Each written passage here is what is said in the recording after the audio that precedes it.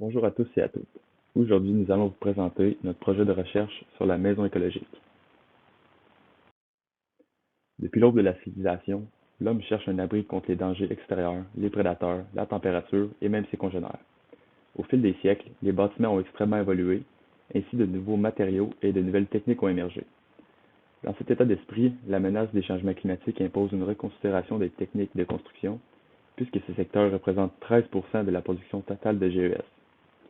Aussi, depuis 1950, il est possible d'observer une augmentation de 1 degré Celsius dans la température globale.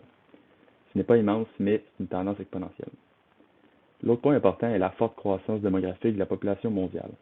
Comme le prévoit la figure en bleu, la population mondiale va dépasser les 11 milliards d'ici 2100. Donc, plus qu'il y a de gens à loger, plus de bâtiments doivent être construits.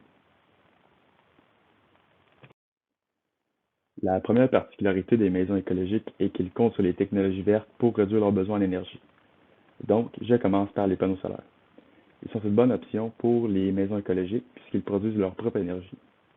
Concrètement, les panneaux solaires sont en mesure de transformer l'énergie de rayonnement en énergie électrique sous un courant continu, puis un onduleur va transformer ce courant continu en courant alternatif pour permettre à des appareils électriques de l'utiliser.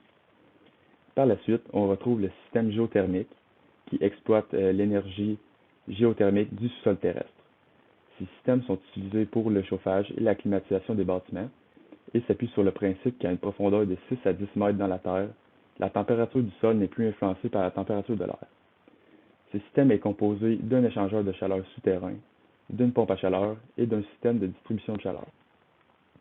Le tout va être en mesure de capter la chaleur du sol et de la distribuer dans la maison. Cependant, en mode climatisation, le système complet s'inverse. Alors cette fois, la chaleur passe de la maison jusque dans le sol. Finalement, il y a le système de recyclage de l'eau grise. Il permet de nettoyer et de désinfecter l'eau grise qui provient de la douche, du bain, de la laveuse et des éviers. Après le recyclage, l'eau grise traitée sert à alimenter les toilettes. Il est important de souligner que l'eau traitée n'a ni odeur ni coloration. Ces systèmes sont également très autonomes puisqu'ils se nettoient automatiquement et effectuent ses propres vérifications. Aussi, ces systèmes ont la capacité d'être surveillés et contrôlés à distance. Donc, pour la deuxième partie de notre projet de recherche, on s'est penché sur la construction des maisons écologiques. Donc, tout ce qui est matériaux et techniques, on va en fait se concentre sur l'enveloppe du bâtiment. L'enveloppe est une des contraintes les plus importantes en fait lors de la construction de bâtiments, car elle en fait a le rôle de protection contre les intempéries, mais aussi d'isolation thermique et acoustique. L'optimisation de l'enveloppe est donc nécessaire dans l'optique d'offrir une meilleure qualité de vie aux gens habitant la propriété. Bref, l'enveloppe du bâtiment est la clé du bâtiment écologique et durable. Pour avoir une bonne enveloppe, en fait, on va, en éco-construction, encore une fois, important de spécifier, on va réduire notre énergie grise. L'énergie grise, en fait, est l'énergie nécessaire pour la fabrication d'un produit et pour son recyclage ou son élimination. Elle est calculée en kilowattheures par mètre cube. En fait, ça va être l'énergie qui va être utilisée à la source, donc à l'extraction de la matière première, jusqu'au recyclage en fin de vie. Donc, prenons par exemple la laine de verre, la laine rose qu'on a très souvent dans nos maisons, produit très très très répandu. En fait, ça va être des perles de verre ou de la silice, un mélange des deux d'un fois, qui va être fondu en fait dans un four à 1400 degrés et ensuite va être ajouté quelques produits chimiques et tout. Donc, vous aurez deviné, la laine de verre a une énorme énergie grise. En fait, c'est une qui en, elle doit être dans le top 3. Elle possède une énergie grise de 250 kWh par mètre cube, ce qui est énorme, comparé à la cellulose, qui va être un choix d'isolant pas naturel, parce que, ben, issu du milieu en fait forestier, c'est des fibres de papier journal qui ont été modifiées et transformées en usine pour en faire un isolant qui va avoir une énergie grise, quant à elle, de 50 kWh par mètre cube, ce qui est 5 fois moins élevé.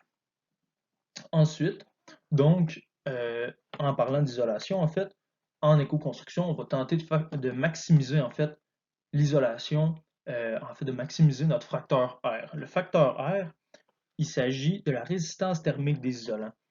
Donc, plus le facteur R est élevé, plus la maison est isolée.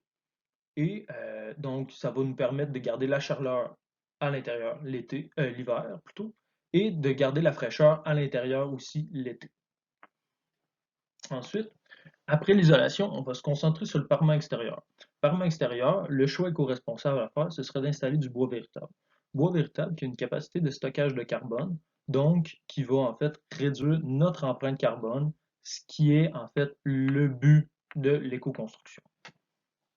Ensuite, on va aussi avoir du côté des toitures le même effet. On peut installer une toiture en bardeau de cèdre qui va avoir le même effet que le parement en bois véritable, mais on peut aussi aller chercher un toit végétal qui a d'excellents avantages, comme d'agir en fait en isolant thermique et acoustique d'excellente qualité, peu importe qu'on aille un toit végétal extensif ou intensif, les deux vont en fait produire le même effet au niveau de l'isolation.